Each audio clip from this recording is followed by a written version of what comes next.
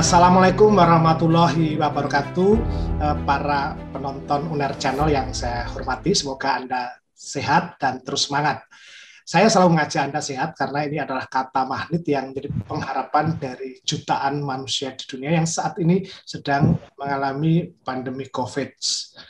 Maka ketika itu muncul dibutuhkan kebersamaan, dan salah satu yang sering kita dengar kata-kata baru adalah epidemiolog.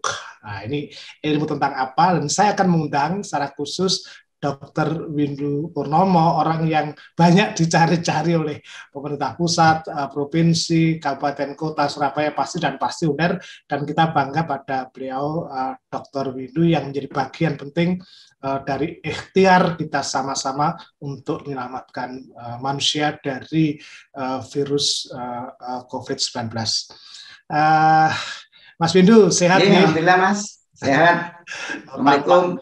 Salam, lebih muda dari usianya. Nggak usah lihat rekodnya ini. Mas Windu itu oleh keluarganya diminta jadi dokter, tapi tidak mau, lebih banyak di dunia kesehatan masyarakat. Ya, betul. Betul ya Mas ya. Jadi sebetulnya ini sebelum kita jauh, epidemiologi itu ilmu apa sih Mas? Nah jadi gini, epidemiologi itu kan berasal dari kata epi dan demos ya. Epi itu sebenarnya tentang ya. Demos itu populasi, komunitas. Ya. Jadi ilmu tentang komunitas, tapi tentang apanya itu ada dua hal yang dipelajari di epidemiologi adalah satu, mengetahui tentang problem kesehatan di masyarakat. Itu pertama, potret ya, potret. Jadi potret itu dilihat dari frekuensi dan sebaran. Jadi kalau misalnya bicara tentang COVID-19 misalnya, berapa sih angkanya, frekuensinya, tersebar di mana saja sih? Tersebar itu bisa menyangkut geografis, ya. Jadi apa namanya secara horizontal gitu, tapi bisa juga menyangkut karakteristik orang. Jadi apakah lebih banyak di mana, di umur yang seberapa, ya, di jenis kelamin yang mana banyak. Nah itu namanya sebaran ya. Jadi sebaran itu bisa menurut orang, tempat, dan waktu. Nah, sekarang kita akan bicara soal apa yang berpengaruh terhadap pandemi COVID yang seperti ini. Mas Windu mungkin bisa sedikit cerita bagaimana proses, karena Mas Windu, Dr. Windu itu mulai dari Maret 2020 sudah mendeteksi. Saya masih ingat beberapa catatan media peringatan Dr. Windu yang kemudian sekarang ya unpredictable ya, jadi seperti sekarang ini. Mungkin bisa diceritakan apa ya, kalau orang Jawa larah-larahnya ya, sejarahnya dulu gimana bisa ke Indonesia dan sampai kondisi seperti ini, Mas. Jadi kan ketika melihat COVID ya, pertama kan kita harus lihat potretnya dulu ya, potret tadi. Jadi frekuensi dan sebaran. Potretnya bagaimana? Katakan kalau di Jawa Timur kenaikannya dari hari ke hari seperti apa? Dan potret itu tidak hanya menyangkut kasusnya, karena kasus positif itu bisa berakibat pada yang lebih berat, yaitu bisa ke kematian ya. Jadi nanti kematiannya pun seberapa besar, itu harus kita lihat ya. Jadi potretnya, trennya seperti apa, dan itu kita bisa membuat prediksi juga itu ya. Jadi dari tren itu kita bisa lihat nanti kira-kira pada bulan depan itu seberapa ya, atau puncaknya di mana atau kapan, itu bisa kita lihat. Meskipun prediksi bisa keliru kan, namanya prediksi ya, dan justru apa namanya, kita yang memprediksi itu berharap prediksi itu tidak terjadi. Kalau misalnya prediksinya memuncak tinggi gitu, harapan kita tidak terjadi. Tapi harus diperkirakan, supaya Mas, prediksi itu tidak terjadi. Ya harus diantisipasi kan gitu kan. Jadi prediksi itu dipakai bukan untuk kemudian dijawab oh itu benar apa enggak salah. Bukan itu. Prediksi digunakan untuk bagaimana kita mengantisipasi agar prediksi itu tidak terbukti ya, melalui apa, kebijakan, perilaku masyarakat dan sebagainya. Nah kemudian kita harus tahu penyebabnya ya kan. Penyebabnya di setiap daerah bisa berbeda, Mas, penyebab dari tinggi rendahnya kasus ya, karena kan ini multifaktor ya, determinannya kita sudah tahu secara teoretik macam-macam. Terutama determinan yang paling penting adalah satu adalah karena virus ini karakteristiknya kan tinggal di inangnya ya, inangnya adalah manusia. Maka ketika manusia itu bergerak ya, maka virusnya ikut. Dan manusia sebagai makhluk sosial, dia ketika bergerak, bermobilitas itu tujuannya untuk berinteraksi. Nah, ketika saat dia bergerak dan berinteraksi itu akan terjadi penularan. Jadi determinan pertama adalah mobilitas tadi, ya kan? Mobilitas. Nah, kedua adalah perilaku. Sebetulnya kalau orang itu disiplin gitu ya, dia ketika mobilitas, ya kemudian dia 100% mau disiplin dalam berprotokol kesehatan, karena kita tahu kan karakteristik virus ini, misalnya COVID ini adalah dia menularnya melalui droplet. Ya, droplet itu bisa droplet yang makro, bisa mikro. Kalau mikro bisa melayang-layang di udara, malah bisa sangat jauh. Penularannya bisa tidak dalam jarak 2 meter aja, terutama di tempat yang tertutup. Nah, jadi artinya protokol kesehatannya apa ya? Seperti yang sudah kita tahu kan, yaitu jaga jarak, ya kan? Karena kalau droplet itu kan punya jarak itu kalau kita semprotkan gitu ya, karena kita batuk dan sebagainya. Nah, jadi harus tahu jarak seberapa. Nah, jarak minimum harusnya 1,8 meter harusnya ya. Karena droplet itu sudah diselidiki. Ya. Itu loncatnya sampai 1,8 meter maksimum itu. Ya, tetapi kalau dropletnya kecil bisa melayang-layang udara, bisa lebih jauh. Nah, tapi secara umum 1,8 meter. Jadi 2 meter lah gitu. Ya. Nah, 2 meter.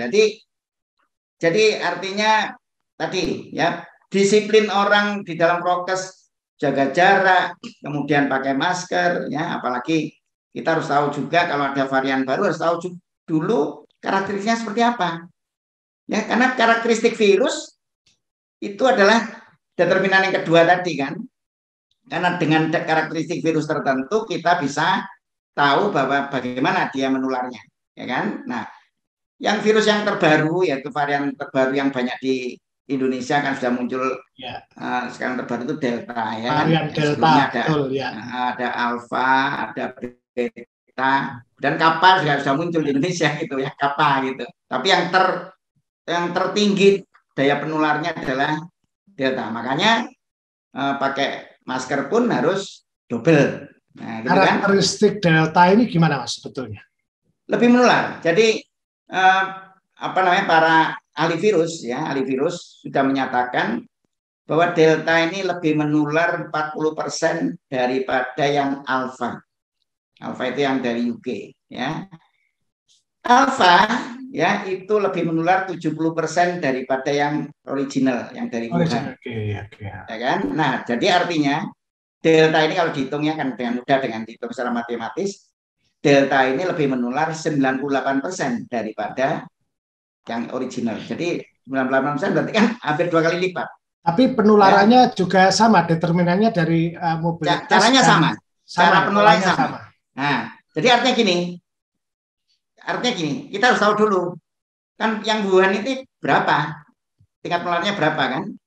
Ya kita ketahui bahwa penularannya itu sekitar 3, persisnya 3,3 lah. Artinya 3,3 itu artinya satu orang yang pernah tertular, yang terinfeksi. Ya. Dia berpotensi. Ya, selama masa infeksius itu bisa 10 hari sampai 14 hari lebih. Ya, masa menularnya itu. Ya. Itu dia bisa nulari ke 3 sampai 4 orang lainnya. 3,3 lah ya, tapi kan 3,3 ini pecahan ya. 3 sampai 4 orang lainnya. Nanti orang yang kita nulari lagi ke ya, orang berganda-ganda itu Mas ya. Nah, itu yang original. Nah, sedang yang Delta ini kan hampir 2 kali lipat dan terhitung adalah 6,5, 6,5. Ya, 6,5. Jadi seorang yang tertular varian Delta, dia bisa nulari ke 6 sampai 7 kali lipat, Mas. Ya? 2 kali lipat, hampir 2 kali lipat. Nah, kan kita tahu bahwa itu lebih cepat ya, makanya kita di dalam mengantisipasi supaya virus Delta ini tidak lebih menyebar ya, tentu yang kita harus lakukan ya mencegahnya ya, jadi ya tidak bermobilitas, menggunakan protokol kesehatan 100%. Ya, Itu saya aja kira kan. gini Mas, tapi faktanya Oke. kemudian ini kan apa ya, dalam pengalaman-pengalaman Mas Windu, ketika flu burung dulu cepat ditangani, terus sekarang ini kok lebih ganas, itu apa karena perkara kualitas apa kekuatan virus atau tidak bisa dibedakan, saya nggak tahu, atau ini persoalan perilaku manusia. Terutama perilaku manusia, Mas. Oh, perilaku Terutama manusia. perilaku manusia. Ya, yang flu burung itu kan relatif lebih cepat ditangani itu kan karena dia memang dia bisa berpindah ke orang ya. Tapi pertama kali kan dia lebih penularannya di unggas, ya kan? Ya, Begitu unggasnya disingkirkan, dimatikan ya, ya. dibakar dan sebagainya. Masalahnya sebagian besar selesai. Hmm. Meskipun ada orang yang sempat ditulari oleh flu burung itu, ya. Tapi lebih lebih mudah menangani karena sebagian besar yang ditulari adalah hewan gitu.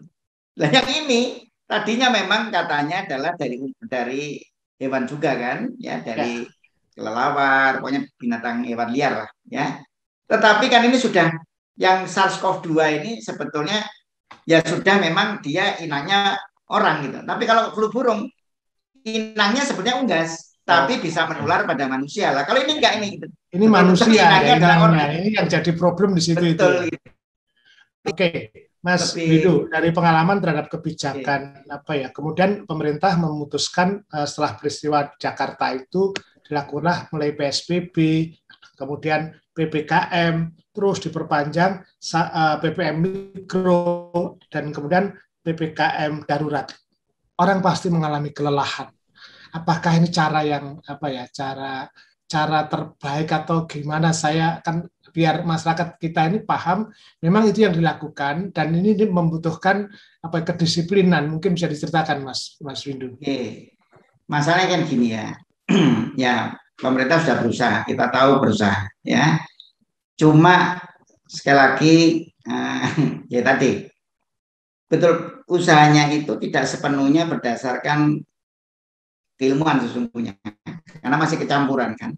Jadi kan masih berusaha sejak awal nih, sejak awal bukan sekarang aja. Sejak awal pandemi selalu masih berusaha menyeimbangkan antara ekonomi dan kesehatan. Nah, itu yang masalahnya. Padahal antara ekonomi dan kesehatan bertentangan kan. Kalau mau menggerakkan ekonomi berarti mobilitas harus tetap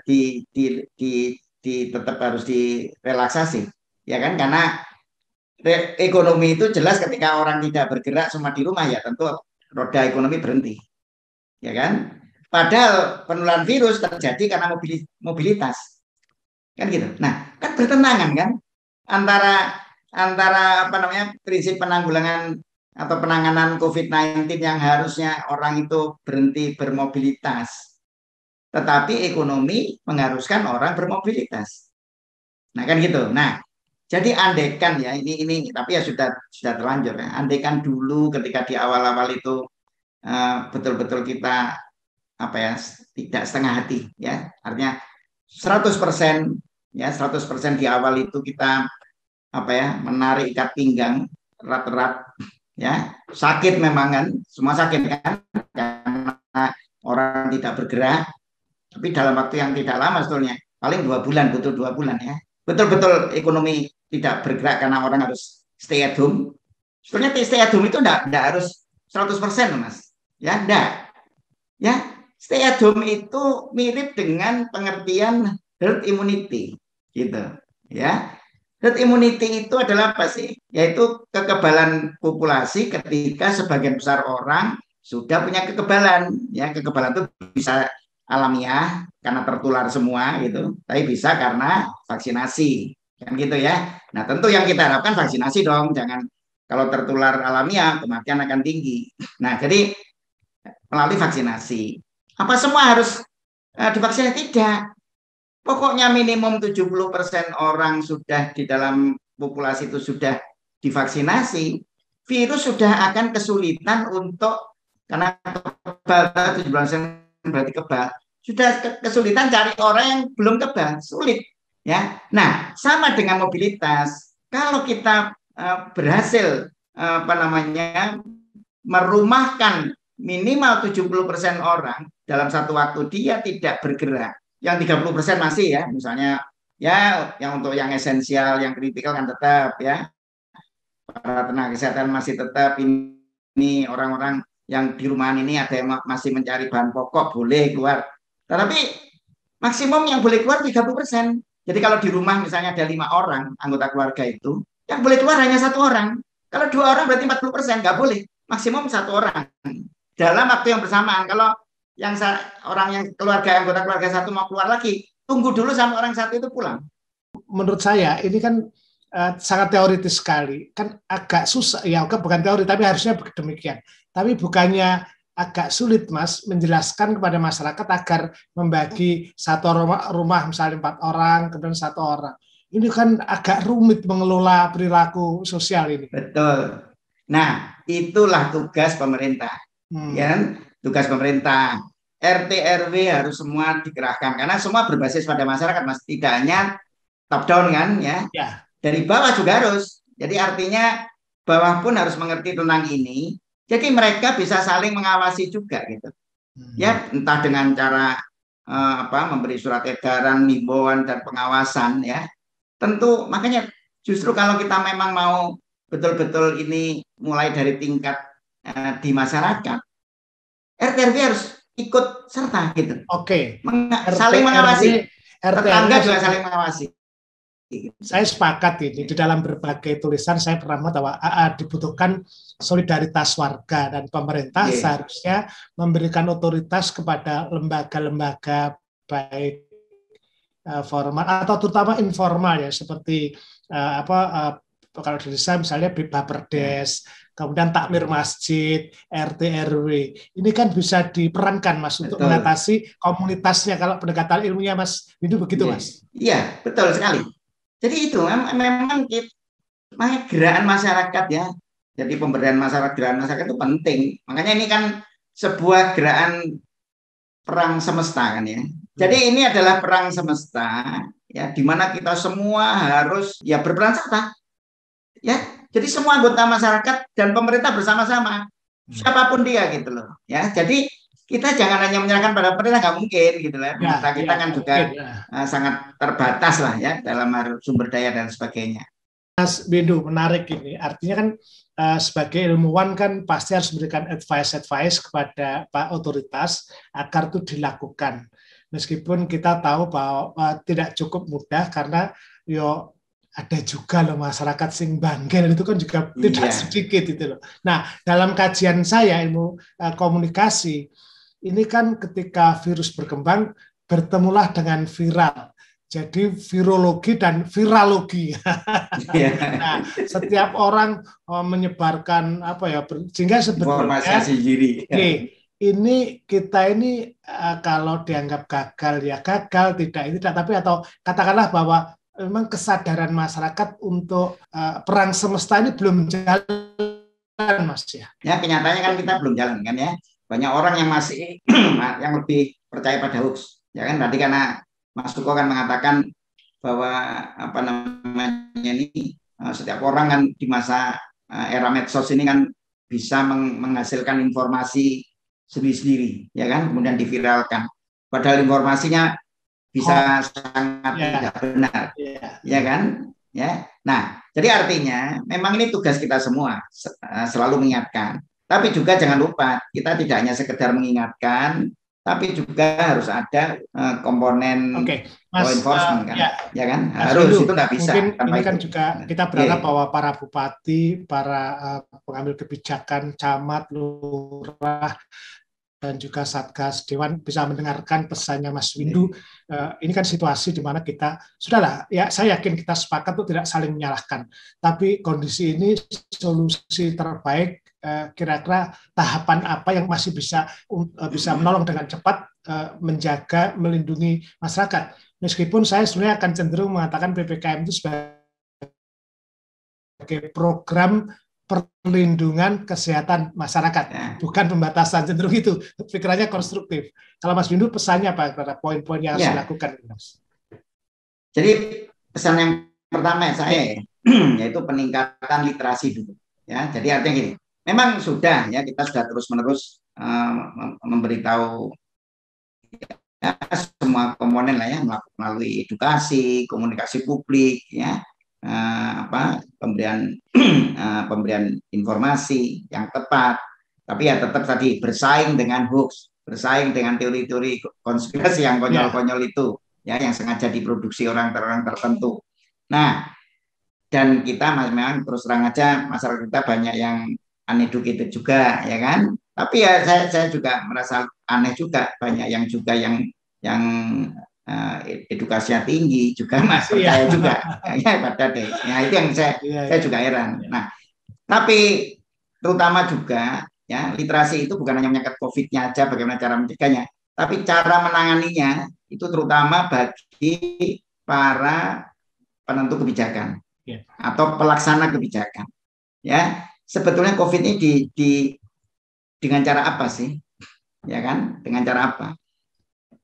Yang paling penting sesungguhnya adalah literasi, bahwa kita ini jangan takut ya ketika kasus itu ditemukan sangat besar, karena deteksi kasus kita bagus. Nah itu ya, karena di dalam penanganan wabah apapun, yang pertama kali yang harus dilakukan oleh siapapun itu, pemerintah manapun ya, melalui dinas kesehatan, kalau pemerintah pusat melalui Kementerian Kesehatan, adalah case finding ya, penemuan kasus.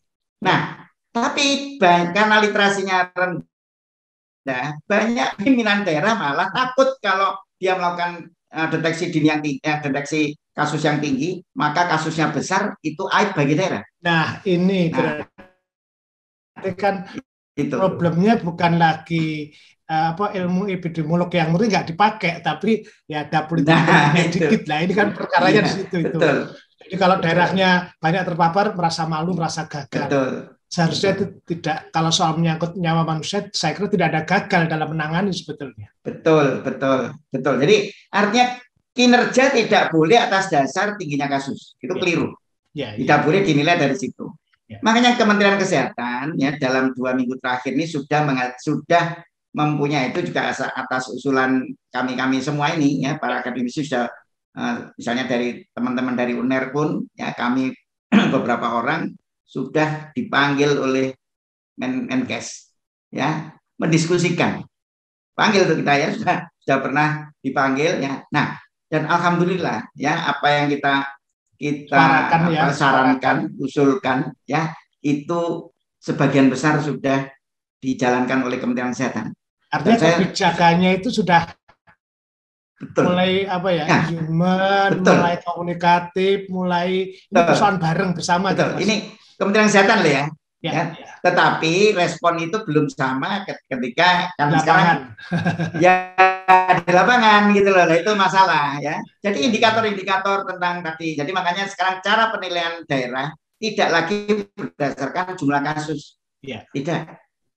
Ya, tetapi ada positivity rate, dan itu di situ menyangkut tentang kemampuan testing. Kemampuan testing itu artinya kemampuan melakukan penemuan kasus. Nah, itu dinilai. Jadi yang lebih dinilai adalah penemuan kasusnya daripada jumlah kasusnya. Nah, dengan pikiran-pikiran baru yang diterima Departemen Kesehatan, tampaknya ada harapan. Ini bisa lebih ditangani lebih bagus.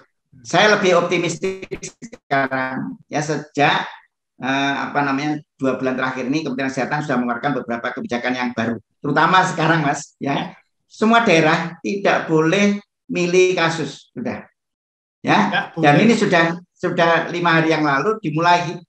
Semua kasus yang terekam di Kemenkes langsung dikeluarkan oleh Kemenkes. Makanya kita tahu toh, Surabaya, Jawa Timur misalnya sebagai contoh ya, di luar provinsi lain dan daerah lain, tiba-tiba kasusnya melonjak kan? Ya, karena itu menyangkut keterbukaan data. Nah, data sekarang jadi lebih terbuka. Ini menarik, dan kita berharap bahwa para pengambil kebijakan nggak usahlah data disimpan-simpan. Penyakit, karena itu betul banget. Anda simpan, maka kalau meledak silakan Anda. Jadi katakan sejujurnya daripada ada korban di antara kita. Betul. Meskipun ada yang masih disembunyikan, ada daerah disembunyikan kematiannya masih, ya toh? Tetapi menyangkut kasus positif sekarang sudah terbuka mas. Nah, itu berkat apa yang dilakukan oleh Kementerian Kesehatan, kebijakan baru itu. Dan itu menimbulkan rasa optimistik, mas. Dan UNER sangat mengambil peran juga ya dalam. Oh, mengambil peran. Kita dipanggil Mas, diajak diskusi. Gitu. Menariknya ya. Jadi memang kalau akademisi ilmuwan dipakai mengambil keputusan tuh ya bagus lah. Jadi nggak ada unsur politis. Jadi benar-benar dasarnya adalah saintifik itu. Nah, Mas Windu, dengan optimisme seperti sekarang ini kira-kira apa ya? Ini kan PPKM sudah tinggal beberapa hari ini. Nah, ke depan kira-kira prediksi atau harapan atau kemungkinan seperti apa, Mas? Nah, gini, itu kan sekali lagi masih tergantung pada apa yang dilakukan kita semua ya, terutama pemerintah tentu, karena pemerintah yang pegang kendali kan ya. Nah, Kementerian Kesehatan sudah memulai dengan bagus. Nah, sekarang yang sektor lain yang kebetulan sekarang yang menjadi leader dari penanganan COVID ini, ya itu yang kita harapkan mengikuti apa yang dilakukan oleh Kemenkes. Jadi mulai bagus. Apakah memungkinkan misalnya Surabaya atau Jawa Timur itu, saya kasihan sama gubernur dengan jajarannya, saya kasihan wali kota Surabaya dengan jajarannya yang berjibaku di lapangan. Tapi tidakkah kemudian mengajak para teman-teman kampus ini juga menjadi bagian utama dalam membuat keputusan karena dasarnya saintif tadi, Mas? Sudah, Mas. Sudah, ya? Jadi mulai minggu ini ya, tinggal kita tunggu SK-nya. Kami sudah diajak ya, terutama dari FKM ya. Jadi tim ya, jadi di provinsi ini sekarang mirip dengan yang ada di Kementerian Kesehatan. Ya, membuat tim khusus.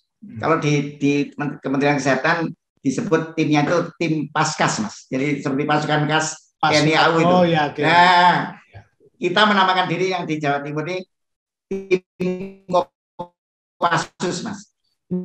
Ini di bawah langsung atau? Nah, ini ya, jadi kami sebagai think tank ya, ya jadi mulai ini. Sekarang belum keluar, kita kan sedang nunggu ya, tapi struktur organisasi kami sudah punya dari FKM ya, betul-betul membantu membantu gubernur ya Provinsi Jawa Timur ya. Jadi tim ini nanti gabungan antara tim FKM bersama Dinas Kesehatan Jawa Timur yang secara berkala membuat analisis ya. Jadi datanya sudah tersedia semua itu ya. Membuat analisis dan rekomendasi kepada gubernur. Nah, setiap saat. Nah, itu jadi ini sudah dimulai sekarang secara resmi. Yang sebelumnya kan sebelumnya kan hanya volunteer gitu ya. Nah, ini betul nih. Ini sudah ini kita tunggu mudah-mudahan Senin lusa ini sudah keluar SK-nya. Itu selamat ya FKM Usaha Serangga diajak terlibat penuh di dalam pengambil keputusan menangani COVID ini. Nah, sebelum kita sudahi, mungkin ada pesan agar kita ya imunitas atau daya tahan orang itu menghadapi situasi, mungkin perlu dikasih tips atau pengetahuan biar bisa menjaga dari kemungkinan kena virus ini. Silakan, Mas. Jadi tentu yang penting kan masyarakatnya. Masyarakat ini harus mampu melindungi dirinya sendiri, menyelamatkan dirinya sendiri, ya tentu di bawah bimbingan dari pemerintah dan sebagainya. Tapi setiap orang anggota masyarakat harus mampu melindungi diri sendiri dan keluarganya dan orang sekitarnya, ya dengan cara apa? Pertama, tidak boleh kita terlalu panik, tidak boleh panik. Ini pertama jangan panik. Jangan panik ya, karena kalau panik kita akan berperilaku yang salah gitu. Karena panik kan ya. Jadi tidak panik, tapi juga jangan sebaliknya kemudian meremehkan. Gitu. Ya, karena ini nyata, bahaya ini nyata di depan kita dan di sekitar kita sudah, bukan hanya di sekitar kita semua ya. Maka yang dilakukan adalah ya yang paling penting adalah menjaga kesehatan kita sendiri dengan apa saja namanya PHBS ya, pola hidup sehat, pola hidup bersih dan sehat ya, itu yang seperti sehari-hari seperti biasa, banyak olahraga ya, kemudian meningkatkan daya tahan tubuh dengan makanan yang bergizi dan seimbang ya, cukup istirahat, jangan gampang menyebarkan informasi, jangan mudah memviralkan informasi yang kita sendiri tidak yakin ya, tidak tahu. Tanya kepada orang yang tahu dulu ya, baru kita sebarkan.